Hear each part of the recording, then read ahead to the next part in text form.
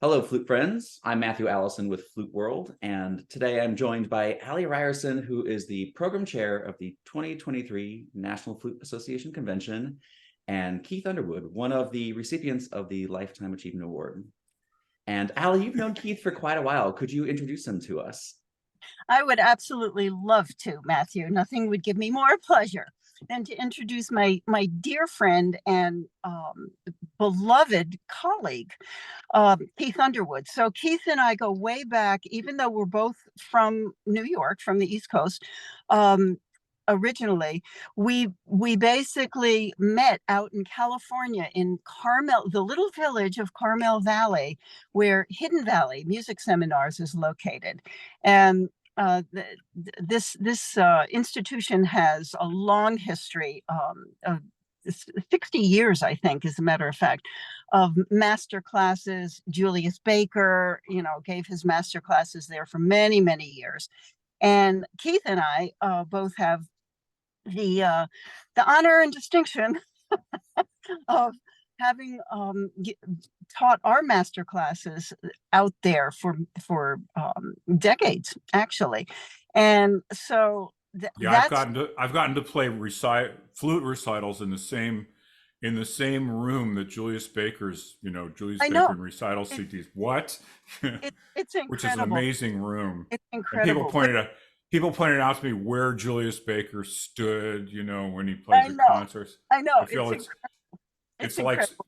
it's like seeing where Judy Garland sang somewhere over the rainbow. Exactly. But Keith is actually a cult-like figure in the flute world, and I don't say that lightly. His impact in terms of students. He's got orchestral students, principal players, kind of all over, littered all over the globe, and his presence, it's quite amazing. Any flute group that any kind of gigs that I go on, because I've been on the road forever. And no matter who it is that I bring up Keith's name, there is someone or a whole bunch of people in the flute crowd who say, "Oh my God, I love Keith," because he has a very unique and powerful way of teaching. And you're at NYU, you're at Manus, you're at the New School. Um, Queen's Aaron yeah, Copeland School at Queen's College. Yeah. yeah. So I think if you name a school, Keith teaches there. And And what he, Allie and I both we teach online lessons through Lesson Face. yeah, which is amazing. Always And great people. yeah, they're absolutely great people. And so Keith and I, thanks to Hidden Valley, that became our kind of musical, we call it our musical lab. And that's where the Jazz Flute Big Band was born back over 20 years ago. And Keith had done a whole bunch of master classes, well, globally. And Japan was one of the locations for several years. And so a lot of his students at the master class were coming over from Japan. And so therefore, I got to meet these students, and they got to, at first, um, attend my some of my classes, but sit in with the Jazz Flute Big Band. One of the people is Yuko Hoshi, who is now, of course, the coordinator of the NFA Jazz Flute Big Band, and she's bringing over her Japan Jazz Flute Big Band to NFA this year. And it's quite, and they're featured, they're headliners on the Friday gala. And of course, the Jazz Flute Big Band is on the late night cabaret on Saturday. But Keith and I are, in a sense, joined at the hip. we're, we're brother and sister from another mother. Well, Keith, yours is a name that has been on my radar, I think, most of the 30 years that I've been playing the flute. And in addition to Allie, you're somebody that I've looked up to in a lot of ways. I have attended master classes that you've given, and attended master classes of students of yours that you've given, and you're really incredibly inspiring to flute players that follow you. But I wonder, who inspired you? Are there any particular teachers or role models that really led you in the direction that you've gone? I my main two inspirations with the flute. I had flute lessons in a. I tell people I was a pretty haphazard flute player up until the end of high school.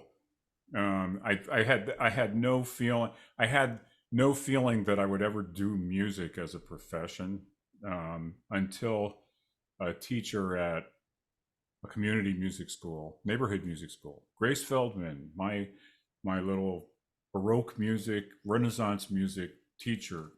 My friends and I were in late like junior year in high school. My friends and I, like, we were learning to play recorders, and we were playing Baroque music. That's the first kind of music that really grabbed me. And also, I on flute. The first flute player who struck me was, like, I had some jazz flute records like Herbie Mann. Mhm. And That was one of my early albums too. yeah, Live at the Village Vanguard, at the Village Gate, like Coming Home Bay. I tried little bits of playing jazz flute at the time, and I played in my high school band, and but mainly thanks to Grace Feldman, this teacher at my school. She told me that before I went away to college, I think she took pity on my flute playing, such as it was, and she told me there was a great teacher at the music school, Sal Amato, and that I should basically get a clue and take some lessons from him before I went away to school. And I started studying with him probably at the beginning of my senior year in high school. And I tell people there would be no Keith flute teacher or flute player without Sal Amato.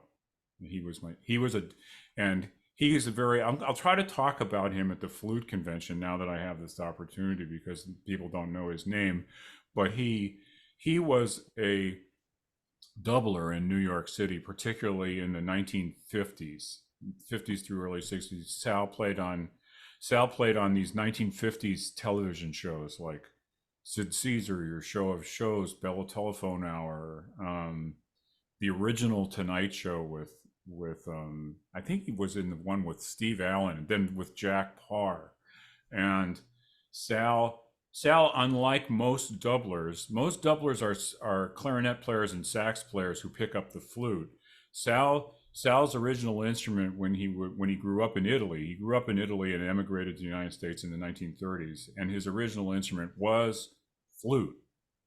And unlike most doublers who can be great flute players, but their original instrument is different, it's a reed instrument. So Sal was just a super practical musician, and he played flute, clarinet, saxophone, and oboe. He was a beautiful oboe player, and all the practical most of the practical things I know about the flute, how to control vibrato and I couldn't double tongue to save my life before I studied with him, and people like my double tonguing comes from Sal. People like my low register comes from Sal. Everything comes from Sal. Well, it sounds like the flute community needs to give him a round of applause too, since oh man, for sure. I wish. And then my next great flute influence at the end of college, is that what?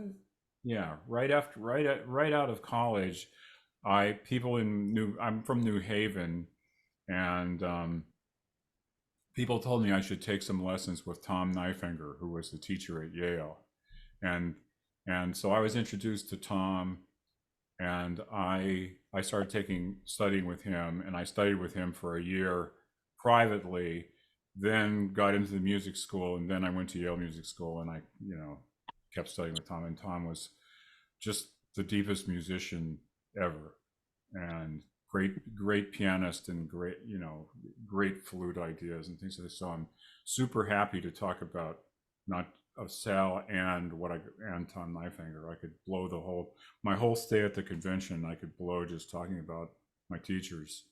So, and then when I got to New York, my friends were all moving to New York, and I just didn't know what to do with myself. So I did little freelance jobs, and started to get work. But because of my teachers being so articulate about playing, I feel like when I got to New York and I had certain things together in my playing, people started asking me how I was doing things, and then pretty quickly, I had no idea that I was going to do as much teaching as I wound up doing, but pretty quickly, as I got to know people, really great flute players started hanging out with me, taking lessons with me, and one thing led to another, and here we are. So when you moved to New York, you said that you were entering like the gig life and started teaching. I think that kind of potpourri of career or portfolio career is really common these days. And I noticed a lot of musicians these days are talking about burnout. So as you were building your gigging career and adding in teaching to the mix, what kept you going? What kept you from getting burnt out? How did you keep things fresh and interesting for yourself? By having such great students, right, Allie?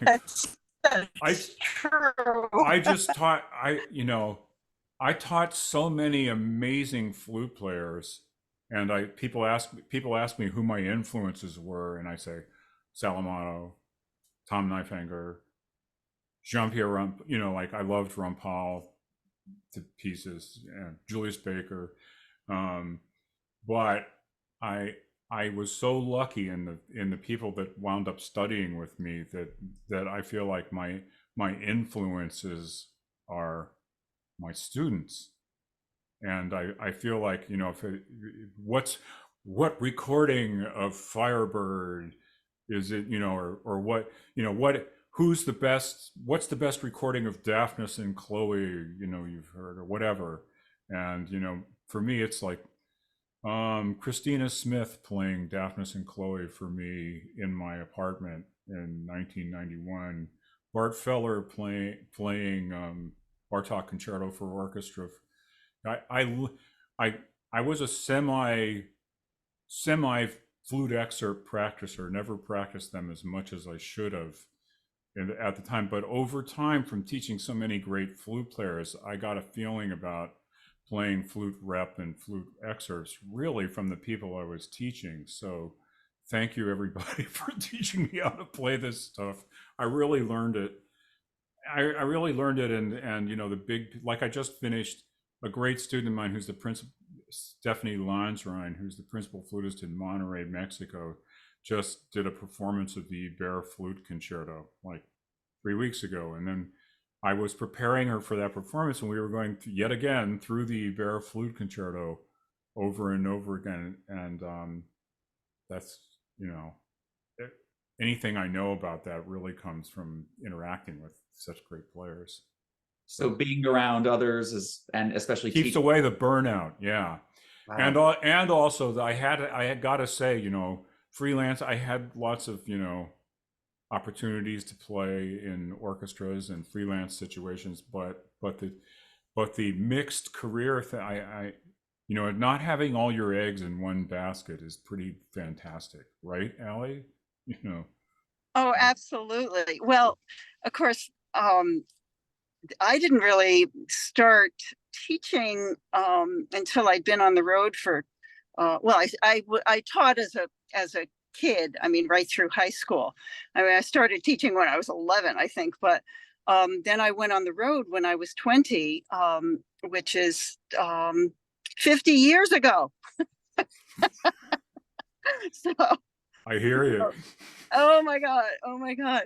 But so I've always, been a proponent of, really wearing a lot of different hats and everything. And having a varied career and being, being ready, practicing to me is all about well, I remember being able to practice before I was program chair. It's a distant memory now. It's a distant memory.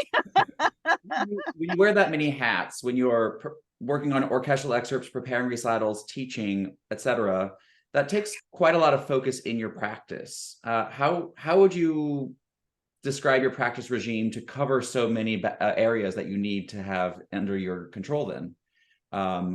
Has your practice regime changed very much since when you started teaching based on how, because your playing changes as a teacher?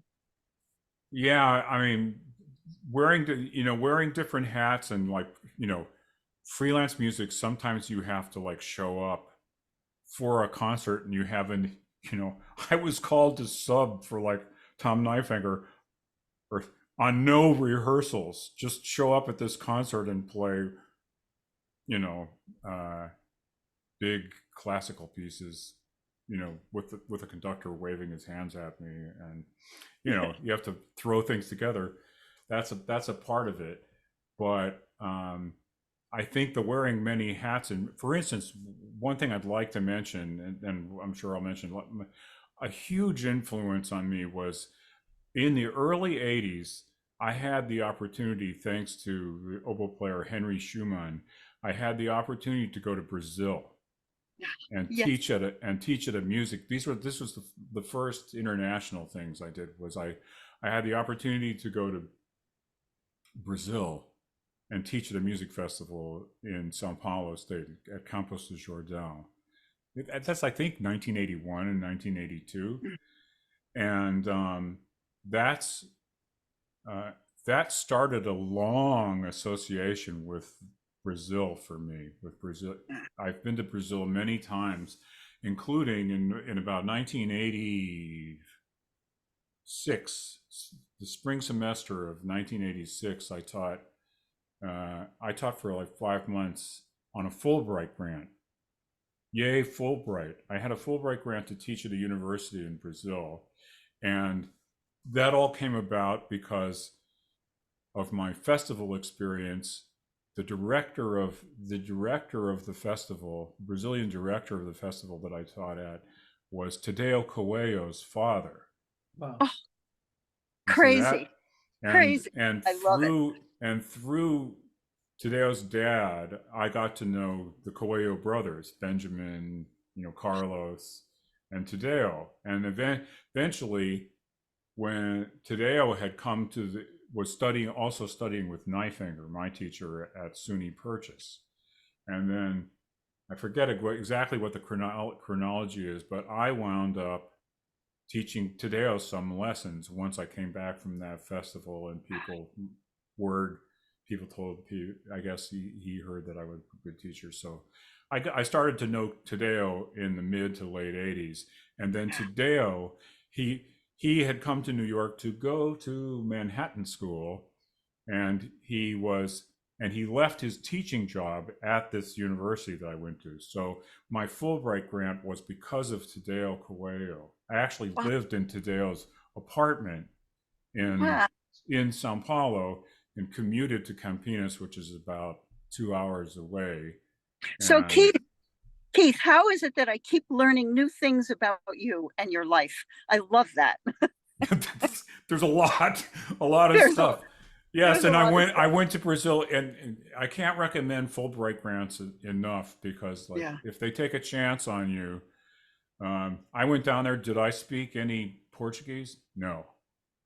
Now I speak conversational Portuguese pretty well, but it was immersion. I basically went to Sao Paulo not knowing anything. Wow. Is that when you met Leia Freire?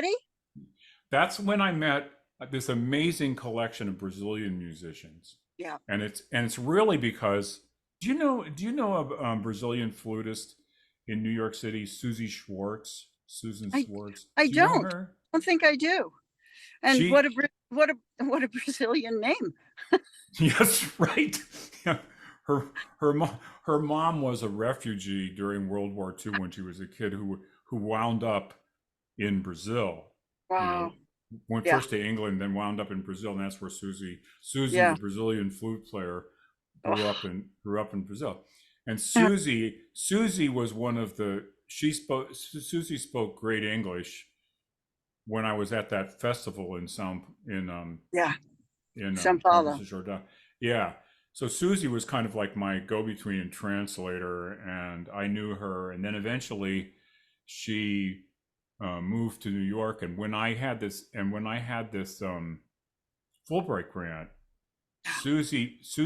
she's from Sao Paulo, and she put me in touch with her childhood friends.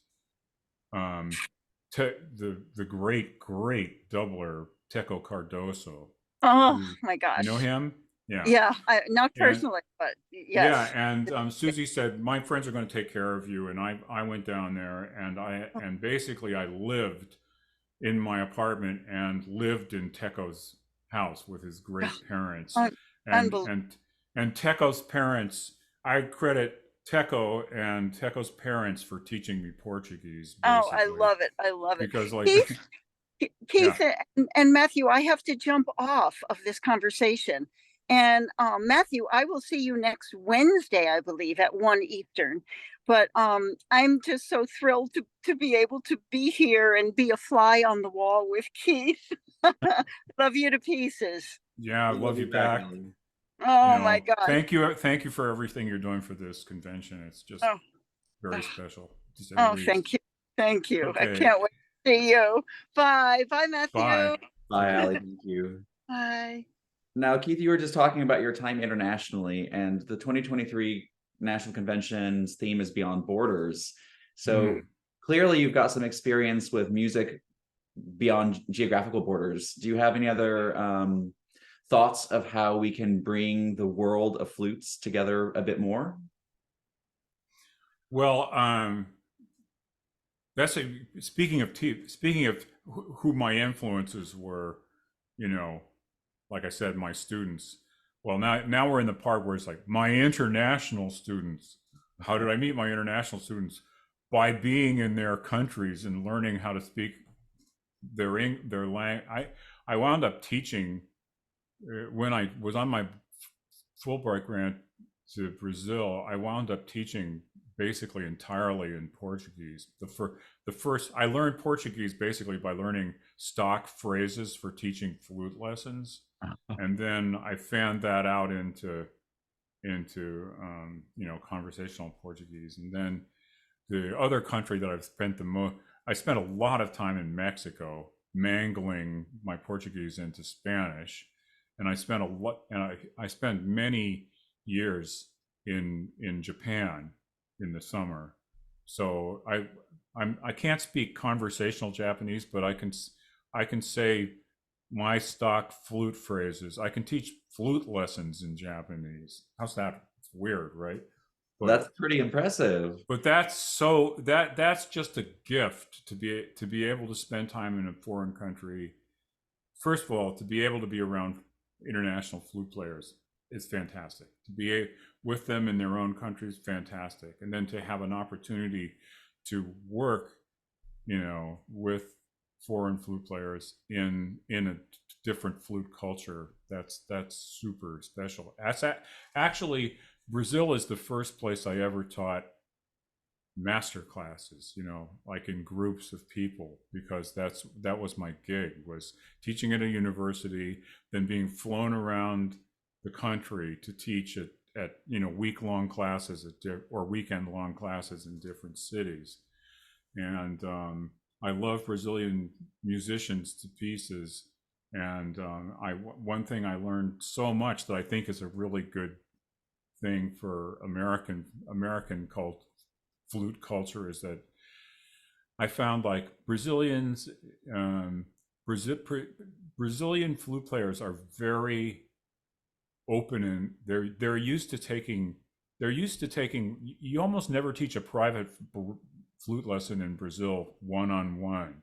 There's always other people in the room. So I feel like Brazilian flute players are really gregarious and used to playing in public, and kind of they develop a kind of fearless openness, you know, outgoing kind of attitude in their flute playing that's just beautiful.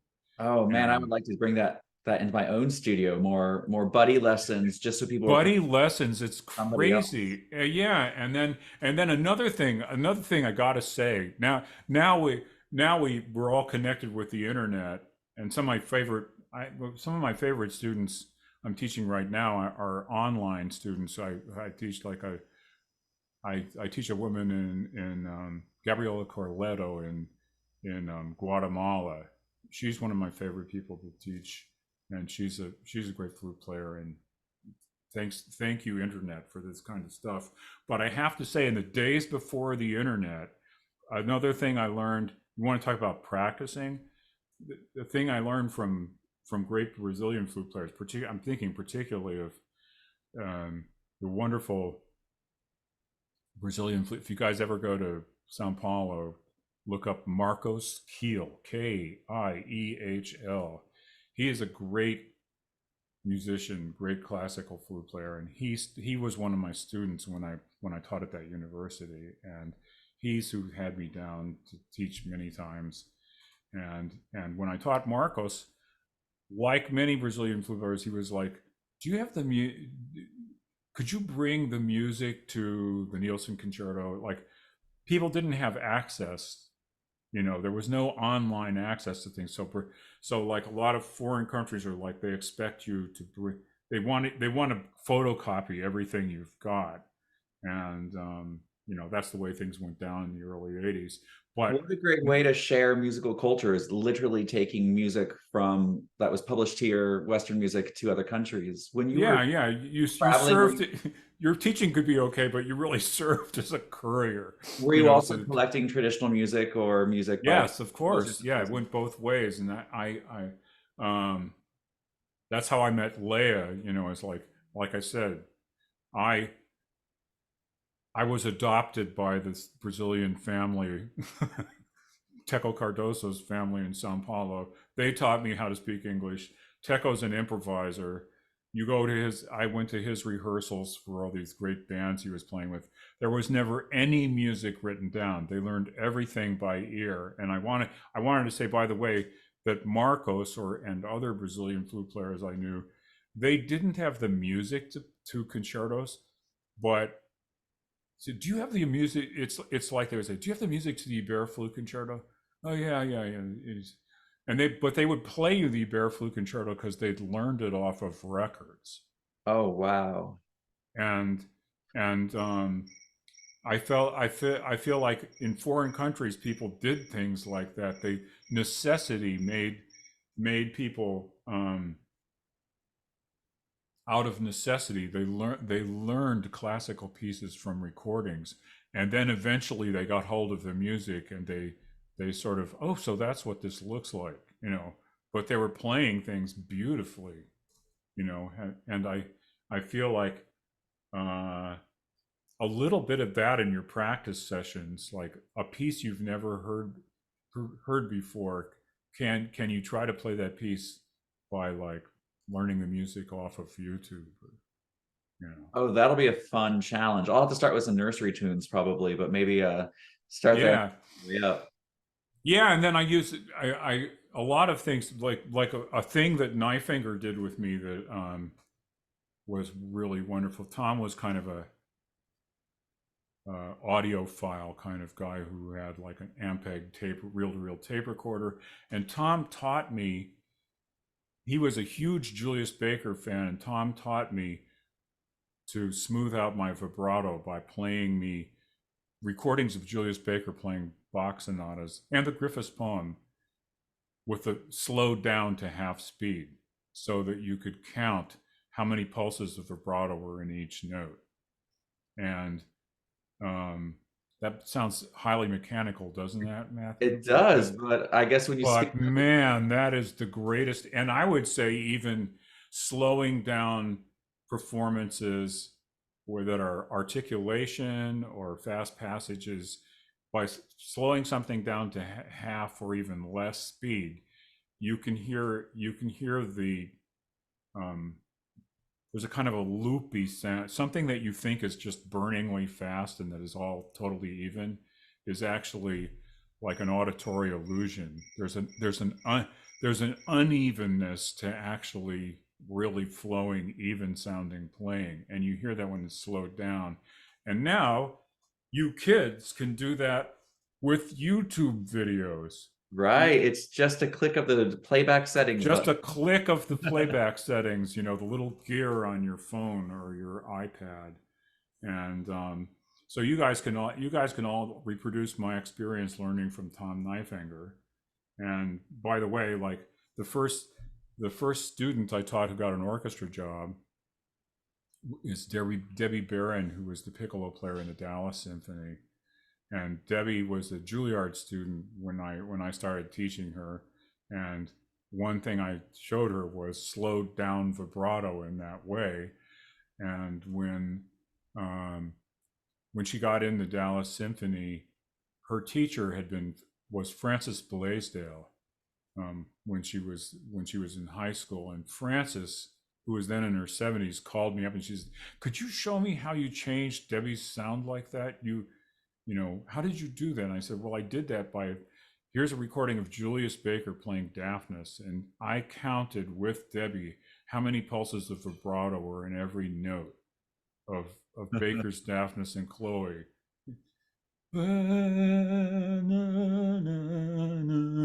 Largely like 3 per 16th note." And I showed Frances that, and I said, does that seem weird, Frances? And she says, "That's not weird at all. Do you know when Julius Baker, he and I were friends in Philadelphia. When he came to New York, he and I used to play, I was in New York and he and I used to play duets. And when we played duets, I said to Julius Baker in like 1948, I think I said to him, I've never heard anybody play a flute with a vibrato like that. Your vibrato is so unusually even, like kind of like a violin player." She said, did you always have that sound, or did you learn how to do it?" And Baker said to her, "Well, my dad was a flute player, but he wanted me to be a violin player. And by the time I got to be like 12 years old, I was so intimidated by Heifetz recordings. I thought, like, I love Heifetz. I can't handle playing the same instrument that Heifetz is playing. I'm better off playing a different instrument and trying to sound like a violin than to actually play a violin." So he told Frances that he learned his vibrato by slowing. Ta-da! He was also an amateur audiophile by taking a wire recording. This is like in the early 40s. He took wire recordings of Heifetz and slowed them down and counted the pulses of the vibrato that Heifetz was doing. And you can hear that, like if you put Heifetz's recording of Saint-Saëns the Swan on, and then you can find this all on YouTube, and then you put Julius Baker's recording of Saint-Saëns the Swan, it's the same number of pulses. It's exactly the same. Oh, wow. So it's a thing that sounds super flowing and natural and became kind of like the way we play the flute nowadays.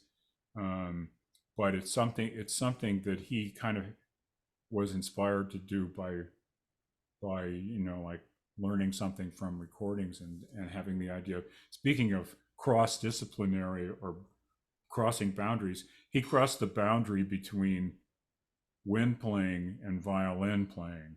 I would say that's one of the also singers. Baker sounds like a singer, but there's a lot in his playing, I think, that sounds like a violin. He's like the first flute player that you hear sounding like a violin player. Now for you guys, like you have somebody like your generation, you have Dennis, is like playing like the Sibelius violin concerto, or Sarasate and stuff like that. So you have you have flute players who are playing violin rip, and so I think that's a thing. Obviously, most teachers prescribe listening to music to their students, but I actually don't think I've ever had a teacher suggest that I slow it down. And what a great way to truly emulate what the masters are doing by listening with such great detail, and then practice with that slow vibrato, because you're at the slow tempo with that vibrato, and then begin to speed it up and feel the way that carries it's shocking what you hear. It's very, or like I always show people like Julius Baker. I have Julius Baker's recording of the Bear Flute Concerto, which is kind of hard to find, but it's fantastic. And he's impossibly even and rhythmic and beautiful, like in every movement. But an example is like if you have him playing the last movement, when he's playing the last movement, he's going like, like that stuff. It sounds like it's super pingy and ringy attacks, but like flowing. And then if you put it at 75%, 50%, what sounds like what sounds like that fast sounds like this slowed down.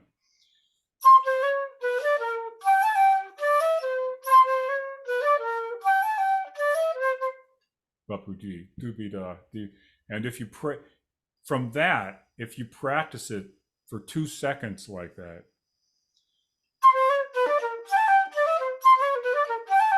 and then it's faster.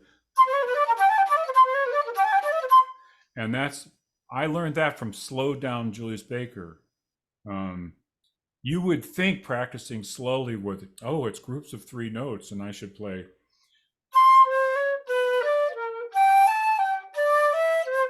But that's not what he's doing. And if you play,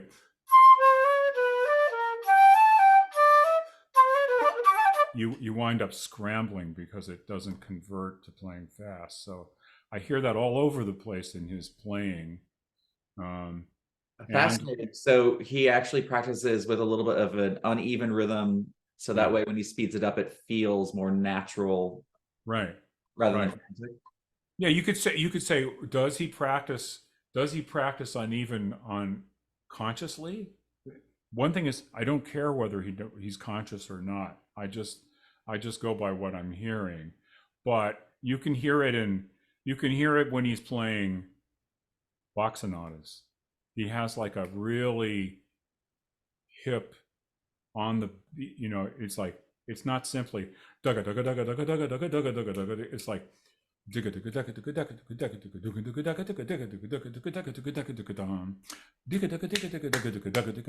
it's got this kind of springiness to it, and when you slow it down, it doesn't sound like, it sounds like, it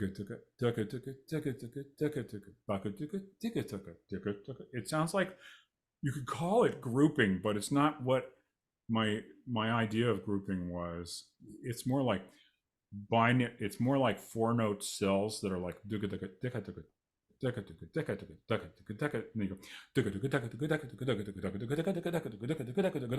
and it's magic. And already it's feeling like it's got more of that of a dance pulse than if we just played straight 16th notes, which is one of the. We always think that playing slowly, get every note even,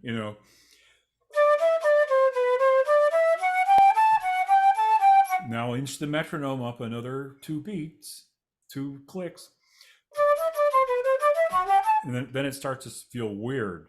But if you had Julius Baker slowed down, find Julius Baker playing. Pretty easy to find his Bach sonatas.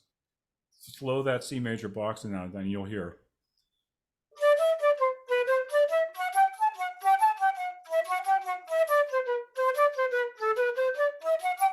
What? Then speed it up. Speed it up.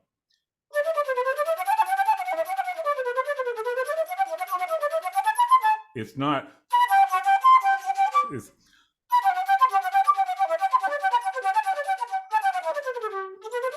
You hear those little. It sounds like little sparklers or something. Oh, fantastic. Yeah, I'm a grandchild of Baker, and I used to listen to his recordings as prescribed by my teacher, but I never slowed them down to hear to notice the magic behind them. I Yeah, knew they were now you magical. will, and you'll even now if you listen to your recordings and I say he is not playing.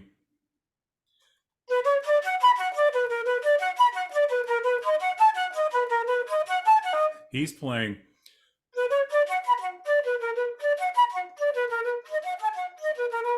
That.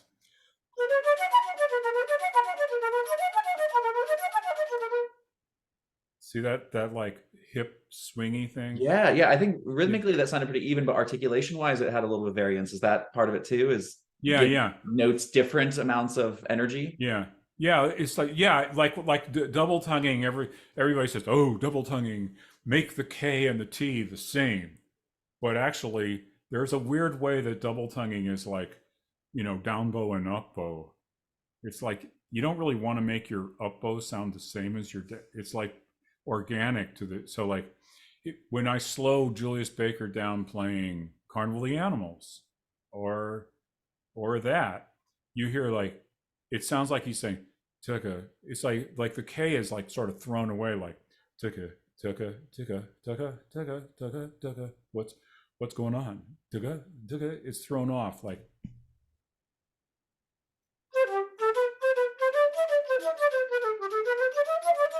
it's not every note. It's like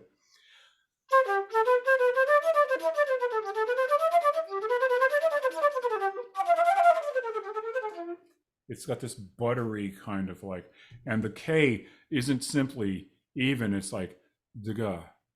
It's like it's like a rebound, a ricochet kind of thing. Mm-hmm. It's like I also think single tonguing. I think that there's we have single tonguing and double tonguing. I like to coin a phrase which I call double single tonguing, which is you're not going tucka tucka, you're going ta ta ta ta, but you're not going ta ta ta ta or da da da da. You're going ta da ta da ta da ta da ta da ta da ta. Because like when you say words like today, I have lots to do today. Mm-hmm. To do. Your tongue is actually it's a front tongue, but it's actually striking in two directions. You know what I Yeah, mean? yeah, yeah. So One of like my you're first flute teachers taught to do in a lot of articulating patterns. So I guess yeah, that would be a double single tongue. that's a double single tongue. I love it. I love it. This is Yeah, and then when you do that, and then there's like double there's like quadruple tonguing, which is like instead of saying tucka tucka tucka tucka tucka tucka, you could say tucka ducka tucka ducka tucka ducka tucka ducka tucka ducka tucka ducka tucka ducka tucka ducka tucka ducka tucka ducka tucka ducka tucka ducka, not tucka tucka or dugga dugga, but tucka ducka tucka tucka tucka tucka ducka tucka ducka tucka ducka tucka ducka ducka ducka ducka ducka. Then it doesn't hang up. and each of those vowels and consonants shapes of the mouth probably gives the sound just a little bit of variance in the articulation. So Yeah, there's a kind of a flipped sound to the consonant, but then the vowel to goo to there's like, and even at a slow speed there's like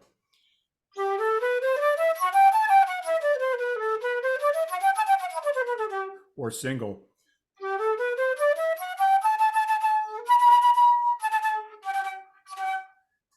It's like it's much faster. Single tongue can be much faster, but it's not it's double single tongue. There's like this flippy sound to it. oh, I love this. And Keith, thank you. I want to just talk flute and pedagogy with you all day, and I hope I get more opportunity to at the convention. Can we go into like a really quick though speed round of some NFA specific? Yeah, hang on one second. I should just look at my phone because. Oh, sure. Yeah.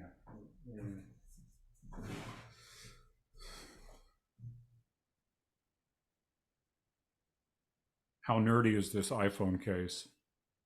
It is appropriately nerdy. Right. For my teaching, I have interchangeable iPhone cases. And if This is for the anybody can't see, consonants. we've got some tongue anatomy, some throat anatomy, and some lung anatomy. So Yes, trachea. Right. Yeah. Okay, so lightning round, go. lightning round. All right. If you were to play one warm up, what would the warm up be that you would do?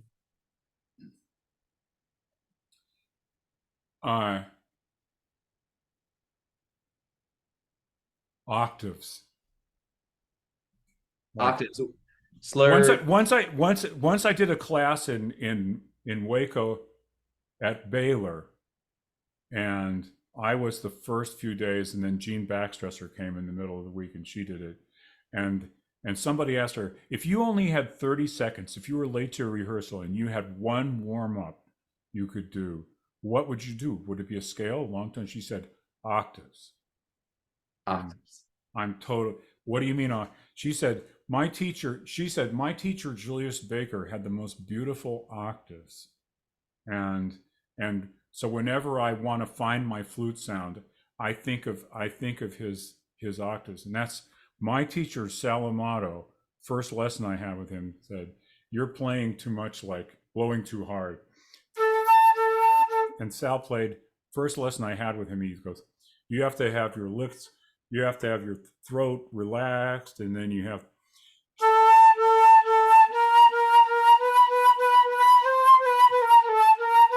He played these very silky sounding octaves and quite fast like that. Fantastic. Right? Yeah, and I feel like you could do that. You could do them.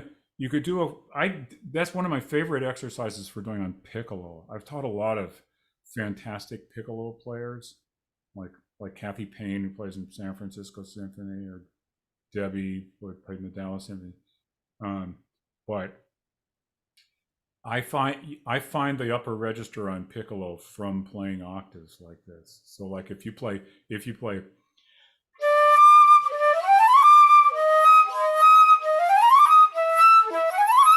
and then fill it in with a scale, you want it's like it's like a kind of a throwing yourself at the high note, and it's something you want to do it inside of you, not so much with your lips and not so much by blasting air and stuff like that. So that's it. Octaves, my favorite. And also this Moise exercise, people sort of know this, but it's really, you know this exercise?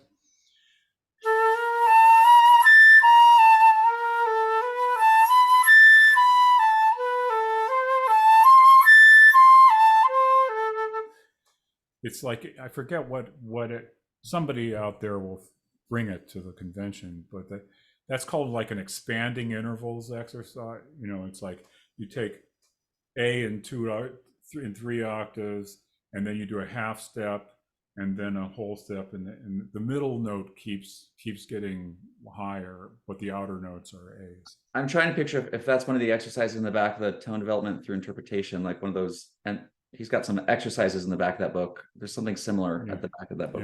Yeah. So good. Like if you're annoyed by who and what flute player isn't annoyed by a high F sharp, right, Matthew? Okay. You know, it's like you have Brahms fourth, and you're like, and you know, that if you do that exercise and you start on whatever note,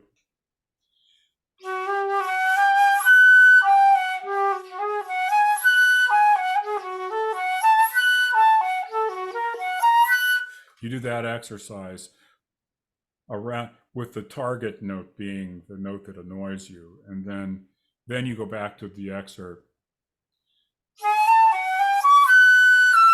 and you'll feel like you got more color and more range with that note than if you just played a long tone or something like that. Great.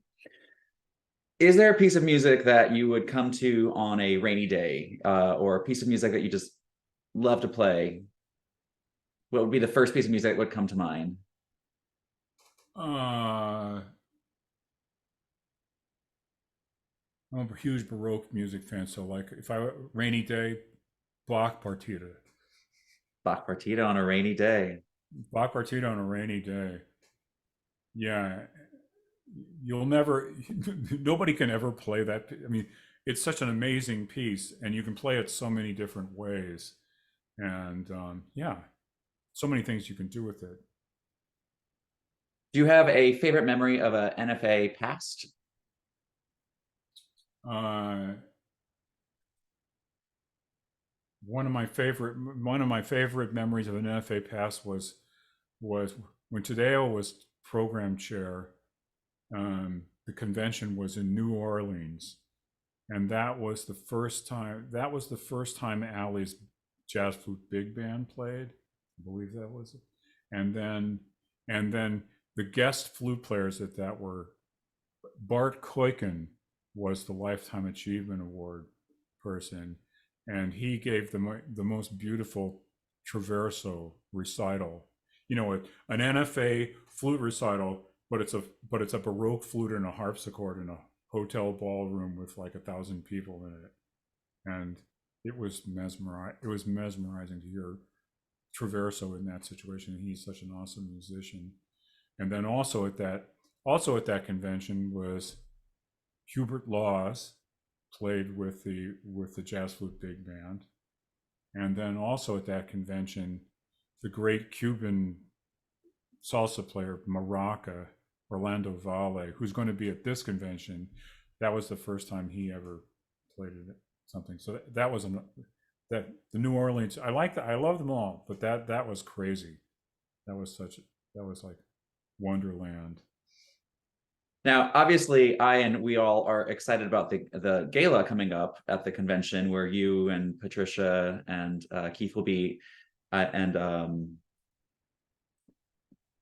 who's the other person? I am so sorry. Airly is Airly playing on the gala?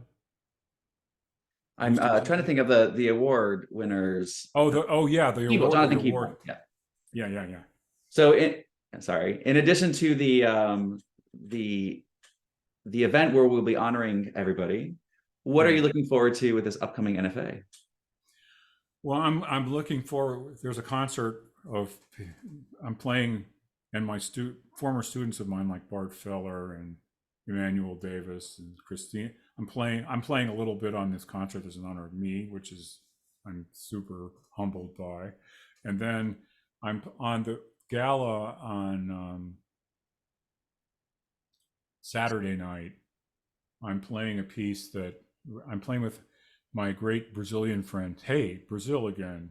Leia Freire is a person that all flute players should know. She's my friend from Brazil for years and years and years. She is a composer, pianist, guitarist, and flutist who's like just has a particularly beautiful sense of harmony, and she's just a deep musician. She's a student of the history of Brazilian music, and she'll be talking about various types of Brazilian music at different events at the convention. But the piece I'm going to play is an orchestral arrangement of a piece that she wrote for me back in the 1990s called, it's a play on my name, Vento in Madeira, is wind in wood, as in Underwood, and because I was teaching breath use, and so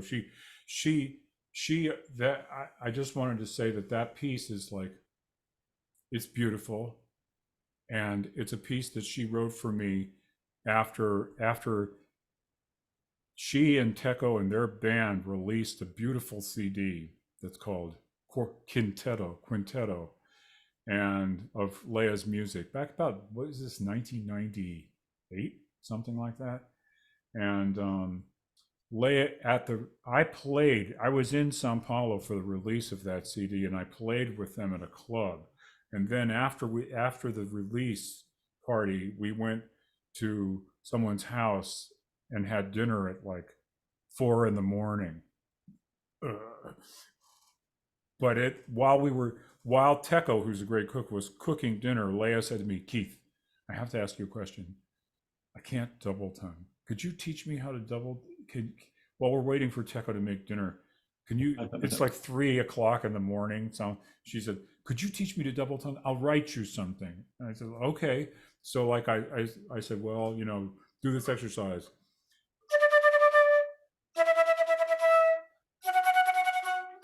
You know, we did little exercises, and then she was like yelling at Tadeo at Teco in the kitchen. She said, "Did you hear that? That was me." You know, you started to get the feeling for it, and then I just started to have like a computer or something that I could email, and then Teco wrote to me a few weeks after I got back from New York. You know that thing she said to you about writing a piece?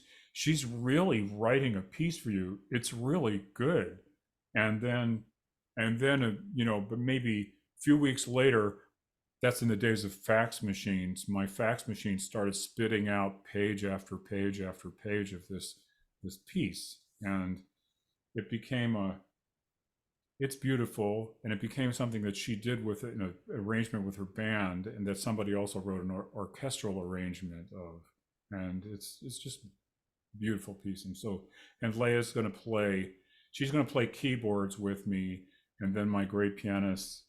It'll be orchestral arrangement, but there'll be 2 keyboards. The other keyboard player will be Barbara Lee, my pianist, who's for years done the Hidden Valley class with me, who's a great, speaking of worlds colliding, Barbara is a great improviser and chord change player, in addition to being a classical accompanist. So, yeah.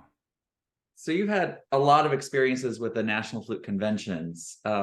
This is going to be an event that's essentially from sunup to well after midnight, almost the next sunup. It could be a little overwhelming looking at the program and deciding which events to attend, which concerts to attend. The exhibit hall can be a little overwhelming. What advice would you give somebody who's never been to a national convention before? Have a great time. there's you can't see everything, but you know,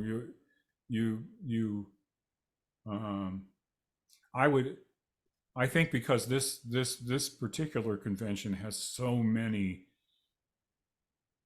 wonderful non-straight classical flute players, like and if you're a classical flute player, I would encourage you to look for things that are not straight classical music. Like one person, for instance, who I'm super honored, happy is going to be there, is Hadar Neuberg, Israeli flute player, she is a great musician, period, who I guess she takes lessons from me, but I learned so much that's another person. She's just a deep musician, and whatever she's doing, see Hadar or whatever. You have people like Mike Mower and you know, and Morocca, you know, like there are just a lot of jazz flute players and things, and I would encourage people to like open your mind up about improvised music. One thing I would say also is I think, you know, when you were saying what do you practice, what are your warm-ups, and I think a thing I learned from Knifehanger that is super good is he made me aware of harmony in a way that no other teacher did. He was a great pianist, but he was also really aware. With every note he played in a flute piece, he was really aware of what the key was, what the harmony was, what the language was of the composers. And I feel like a crossover thing. I think people think, oh, well, I'm not going to be a jazz flute player, so why should I go to a jazz class? I actually feel that jazz education is more like practical harmony than people realize. Like you could save a lot of wear and tear by like learning to think of harmony the way that jazz flute players do. Even like thinking of like chord symbols and things like that. I like to tell people that when you're hearing Brazilian music or you're hearing jazz music, you're basically hearing the same harmony you hear in Chopin and in Debussy and Ravel. But when you listen to people talk about improvising over standard jazz tunes and things like that, they're breaking down inside of this kind of a chord, what notes do you play? And it's like when you hear them talk about it, you realize, oh, that's what you're playing in deafness. You know, like when you can get a feeling of the sound of the tonality you're playing by like listening to the way jazz musicians think about tonality. So, I think it's super good. So much to learn from this convention, from all of the people who are coming, and obviously from you. I'm excited that we are honoring you with this Lifetime Achievement Award. It's very, I can't be, grateful enough. I'm just humbled. Wow. Thank you, NFA. and thank you so very much for your time today. We'll look forward to honoring you at the National Flute Convention coming up the beginning of August this year. And for those of you who are watching this, if you haven't yet registered, hurry up and register and make sure that you get tickets for the heavy hors d'oeuvres and a chance to see the award being given and the speeches honoring our great mentors and teachers like Keith Underwood here today. Thanks so much for interviewing me, Matthew. This was great fun. It's been great to get to know you a little bit better. And Okay. Convention. Okay. See you there. Bye, everybody.